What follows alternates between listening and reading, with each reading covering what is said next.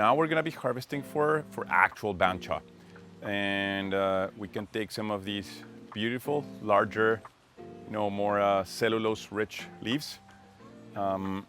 We need to worry less about the enzymatic process in these guys. And I don't want to damage the trees because they're quite tiny. So I'm just gonna go gentle. I'm gonna take some of this top growth here, trying to leave enough growth region for these trees to recover later. I'm gonna take some of this. Now, if you have some of these trees at home, it's really handy to do this later in the summer if you want to prune those trees anyway. These are leaves that can be made into something very drinkable. So take some of this. Now you can see there's no major or no very strict standard in the picking. A bit of everything. We have twigs, we have branches. I think it's easier to process if we just take the leaves away from the twigs. We will also be using the twigs, but I'm just cutting the leaves away from the twigs. Don't have to do it, but I think it'll make life easier down the road if we do this. Keep your twigs. These guys can make some really, really good tea. It's time to cook our tea leaves. So, ideally I would have some firewood and a big wok and everything else. Now, the principle here is we don't need too much water. We need a little bit of water. It needs to be boiling. And we're going to cook our leaves in just a little bit of boiling water. Do not discard the water.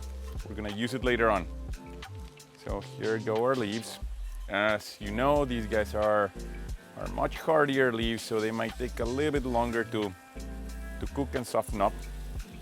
And don't use too much water, because then the process is gonna take forever, the next part of the process. We need a bit of steam. There you go. In this case, because we're boiling them, you would think that we would lose the flavor. We are not. We're keeping that water, and we're going to sun dry our tea leaves. And as they sun dry, we're going to slowly sprinkle them with the water that we collected. So we're keeping all that goodness here. And you can see how these change. You can see them change, and I think that Kaylin over there can already start smelling them. The aroma is very different versus the super fresh tea leaves that we just cooked before. Very different.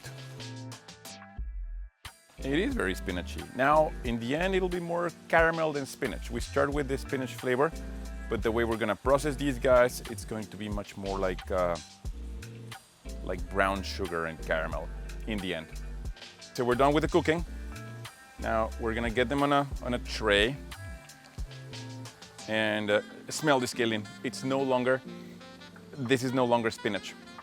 By now you're gonna get something much, much, much sweeter. And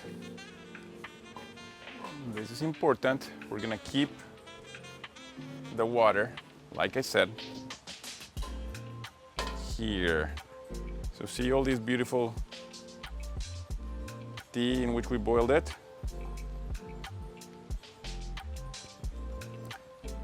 This will be slowly dripped onto our tea leaves as they dry.